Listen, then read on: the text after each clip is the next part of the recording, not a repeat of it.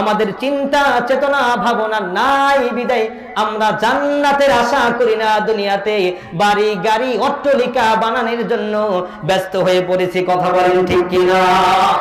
আল্লাহ জানিয়ে দিলেন, বান্দা এমনিতে যদি না দাও, আমাকে কর্জে হাসানা দাও। আমরা বললাম আল্লাহ,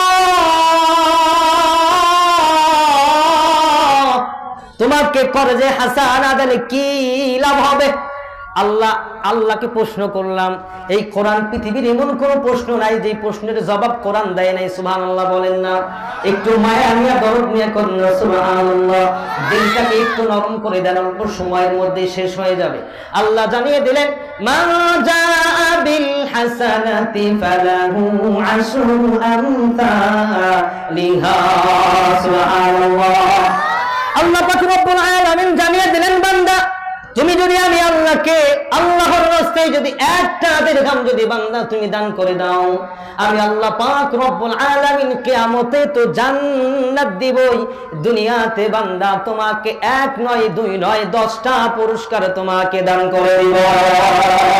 একসাথে সবাই মিলে কন্যা সুবহানাল্লাহ। 10টা পুরস্কার চাই কি আমরা? চাই। এক দিলে 10টাই কে কে হাত তুলে আল্লাহকে দেখাই তো। আল্লাহ তোমার বান্দারা হাত ঘুরে দিয়েছে তুলে। আল্লাহ কুদরতি ক্যামেরায় ছবিগুলো নাও তুলে আল্লাহ কিয়ামতের ময়দানে জান্নাতের মেহমান করে তোমার সাথে দিদার দিয়ে দেবে একসাথে। আল্লাহুম্মা আমিন। আল্লাহ জানিয়ে দিলেন, মান জাআ বিল হাসানাতি ফালাহু আশরু আমসালিহা। বান্দা তুমি যদি আমাকে দুনিয়াতে এক দিরহাম তোমার হালাল উপার্জন থেকে দান করো, আল্লাহকে রাজি খুশি করার জন্য আমি আল্লাহ তোমাকে ওই একের বিনিময় 10 দান করে দেব। সুবহানাল্লাহ। সবাই মিলে একসাথে বলেন না সুবহানাল্লাহ।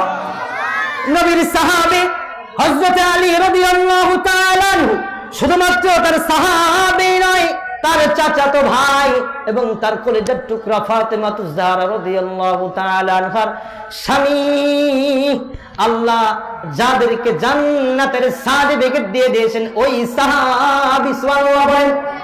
হঠাৎ করে একদিন তিনি এসেছেন, ঘরের মধ্যে কোনো খাবার নাই, কোনো কিছুই নেই, শুধুমাত্র একটা খেজুর আছে। খেজুরটা সবাই মিলে খাবে।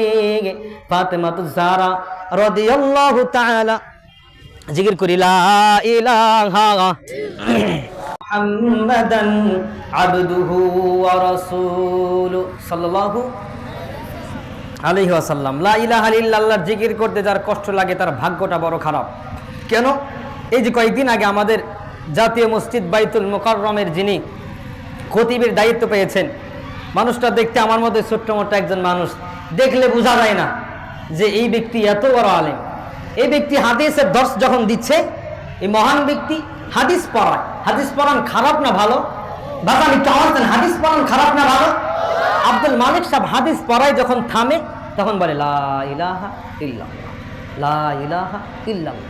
তাকে জিজ্ঞাসা করা হলো, শাইখ হাদিস পড়াচ্ছেন, নবীর জবান দিয়ে যে বাণীগুলো বের হয়েছে, এত দামি বাক্য আপনি জবান দিয়ে বের করতেছেন, এই ফাঁকে আবার জিকির কেন করতেছেন? তিনি বলে, আমি আজ পর্যন্ত আব্দুল মালিক কখনো কোনো সময় পাই নাই যে হাদিস পড়তে পড়তে বললে আল্লাহ জান্নাত দিবে, হাদিস পড়তে পড়তে বললে ঈমান নিয়ে মারা যাইবে। কিন্তু আমি আব্দুল মালিক এইটা পাইছি, যেই ব্যক্তির শেষ কালেমা লা ইলাহা ইল্লাল্লাহ হবে, আল্লাহ ওই ব্যক্তিকে ঈমানদার হিসাবে জান্নাত দান করে দিবে।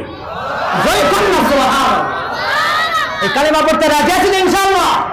এই কালেমার বিরুদ্ধে যদি কেউ কথা বলে তার হাত ভেঙে চুরমার করে দিতে রাজি আছেন ইনশাআল্লাহ?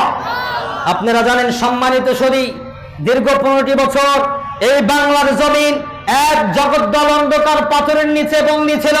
এই বাংলাদেশে আলেম ওলামা পীর মাশায়েখ নানা জায়গায় অপমান অপদস্থ হয়েছে, লাঞ্ছিত হয়েছে, বঞ্চিত হয়েছে। মসজিদের মেম্বারগুলো থেকে হক কথাগুলো বলা যায়নি, মঞ্চগুলো থেকে রেস্ট্রিক্টেড করা দেওয়া হয়েছে। এই হক কথা বলতে গেলে ইমাম মুয়াজ্জিনের মুখে তালা লাগাই দিয়েছে। কথা বলেন ঠিক কিনা?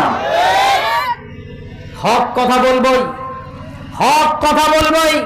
এতে যদি নিজের দেহের তাজা রক্ত ঢেলে দিতে হয় তবুও রাজি আছি ইনশাআল্লাহ, রাজি আছি ইনশাআল্লাহ। এখনো মুসলমান ভয় পায়, পুতাই না মুসলমান, আওয়াজ তোলে না কেন? টাঙ্গাইলের মুসলমান তো এরকম হয় না। সারা দেশে যখন যাই তখন তো আমার নাগরপুরের প্রশংসা করি যে আমার দেশে শ্রোতা হয় বেশি, আমার দেশের শ্রোতারা পাকাও বেশি। আর যদি এই মিডিয়ায় গেতেছে কি হুজুর কইছিলেন কার হইল কি, কথা কয় না, ধোঁকাবাজ হবো না, জোরে আওয়াজ দিতে হবে। যতদিন এদের প্রাণ আছে ততদিন আমি আমার ইসলামকে বাঁচিয়ে যাবই, যতদিন এদের শ্বাস আছে ততদিন আমি আমার নবীর মান মর্যাদা রক্ষা করেই যাবই। এতদিন জেল হয় হোক, ফাঁসি হয় হোক, মঞ্চে থাকতে হয় না, তাও কোনো বাধা নাই, কিন্তু খোদার দিনকে খোদার জমিনের মধ্যে কায়েম করে ছাড়বে। কথা বলেন ঠিক কিনা? জেল হবে, জুলুম হবে, মামলা হবে, হামলা হবে, প্রয়োজনে নিজের জীবনটাকে বিলীন করে দেব, দেহের তাজা রক্ত ইসলাম নামক গাছের গোড়ায় ঢেলে দিয়ে দেশের মধ্যে ইসলামের পতাকা পটপট করে ওড়াবো।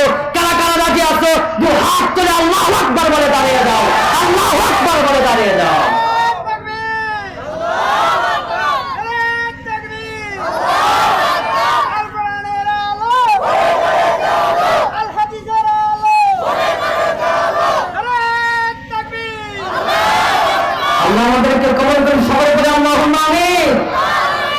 আল্লাহ পাক আমাদেরকে এখন সুযোগ দিয়েছে, এই সুযোগ যদি কাজে না লাগাতে পারি জিন্দেগিতে, আমার মনে হয় না যে আমাদের বয়সে আমরা ইসলামকে কায়েম করতে পারবো। কথা বলেন, ইসলামিক রাষ্ট্র শাসন চাই কি চাই না? তাফসীর ইবনে কাসির তাফসীর রুহুল বায়ানের মধ্যে পড়েছি, ইসলামিক রাষ্ট্র কায়েম হলে যাকাত ভিত্তিক রাষ্ট্র হবে, আর একটা গরিব সমাজে খুঁজে পাওয়া যাবে। আল্লাহ পাক আমাদেরকে কবুল করে সকলে বলে আল্লাহুম্মা আমিন। নবীর সাহাবী হযরত আলী রাদিয়াল্লাহু তাআলা আনহু একটা খেজুরি তার ঘরের মধ্যে আছেন, আর কিছুই নাই। হাসান হুসাইন রাদিয়াল্লাহু তাআলা আনহুমা খায়না, কলিজার টুকরা ফাতিমাতুজ জাহরা রাদিয়াল্লাহু তাআলা আনহা খায়না। এবার যখন খাবার খাবে, এরকম মনে করেন প্লেটের মধ্যে নিয়েছে, যখন খাবার খাবে তখন একজন ভিক্ষুক এসে ডাক দেয়া বলে, ভাই কিছু আমাকে আল্লাহর রাস্তায় দান করে দাও। সুবহানাল্লাহ। আল্লাহর রাস্তায় যদি কোনো ফকির কিছু চায় জীবনেও কোনোদিন ভুলেও ফেরত দেবেন না, আর যদি কোনো ফকির তার পেট ভারী করার জন্য চায় ওরে দিবেনই না। কথা বলেন, ওরে দিবেনই না। ইতিহাস খালি কথা খালি লম্বা হয়ে যাইতেছে, কিন্তু সময় নেই।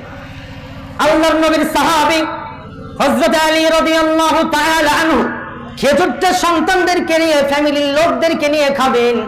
ওই সময় একজন ভিক্ষুক এসে বলে, আমাকে কিছু আল্লাহর রাস্তায় দান করো। এবার আল্লাহর নাম শোনার সঙ্গে সঙ্গে দেরি করে নাই, 3 দিন যাবত যে খাবার খায় না এটা তার মাথায় নাই, আল্লাহর নাম শুনেছে আর সঙ্গে সঙ্গে দান করে দিয়েছে। জবান খুলে বলেন না সুবহানাল্লাহ। এর নাম হলো ঈমান। আমাদের ঈমান এমন রাখতে হবে, আল্লাহর নামে ডাক দিতে হবে। আল্লাহর নামে ডাক দিলে বউ বাচ্চা কাটা মা বাপ দেখার টাইম নাই। আল্লাহ ডেকেছে, আল্লাহর ডাক এসেছে, জিহাদের ময়দানে আমরা যাবই যাব। কথা বলেন ঠিক কিনা? আমার সম্মানিত সদী ওমর হযরত আলী রাদিয়াল্লাহু তাআলা আনহু দিয়ে দিলেন। এবার ফাতেমা বলে, কি করলেন? আপনি দিয়ে দিলেন, আপনার সন্তান তো খায় না। এবার আলী কাররামাল্লাহু ওয়াজহাহু বলেন, আমি আমার সন্তানের দিকে তাকাই নাই, সন্তানের চেয়ে বেশি ভালোবাসি আল্লাহর রাসূল আর আমি আল্লাহকে। সুবহানাল্লাহ। আল্লাহ রাসূল জানিয়ে দিলেন, লা ইউমিনু আহাদুকুম হাত্তা আকুনা আহাব্বা ইলাইহি মিন ওয়ালিদিহি ওয়া ওয়ালাদিহি ওয়ান নাসি আজমাইন। আল্লাহু আকবার। আল্লাহ রাসূল জানিয়ে দিলেন, যে ব্যক্তি নিজের জীবনের চেয়ে আমি রাসূলকে ভালোবাসতে পারবে না, ওই ব্যক্তি ঈমানদার আর মুমিন হতে পারে না। সুবহানাল্লাহ। আল্লাহ রাসূলকে যে ব্যক্তি জীবন দিয়ে ভালোবাসবে, ওই ব্যক্তি আল্লাহকেও জীবন দিয়ে ভালোবাসতে পারে। কথা বলেন ঠিক কিনা? আল্লাহর নবীর সাহাবী হযরত আলী রাদিয়াল্লাহু তাআলা আনহু দান করে দিলেন। হঠাৎ কিছুক্ষণ পরে নবীর দরবারে, নবীর দফতরে একজন ব্যক্তি 10টি খেজুর নবী সাল্লাল্লাহু আলাইহি ওয়াসাল্লামকে হাদিয়া দিয়ে দিলেন। সুবহানাল্লাহ। হঠাৎ করে কেমনে জানি রাহমাতুল লিল আলামিন মনে পড়ে গেলেন, এই খেজুরগুলো আমি না খাইলাম। সুবহানাল্লাহ পড়েন, জোরে পাই না সুবহানাল্লাহ। এই খেজুরগুলো আমি না খাইলাম, সাহাবায়ে কেরামকে নিয়ে না খাইলাম, খেজুরগুলো আমার মেয়ের জামাই আলীকে হাদিয়া পাঠিয়ে দেই। সুবহানাল্লাহ পড়ে।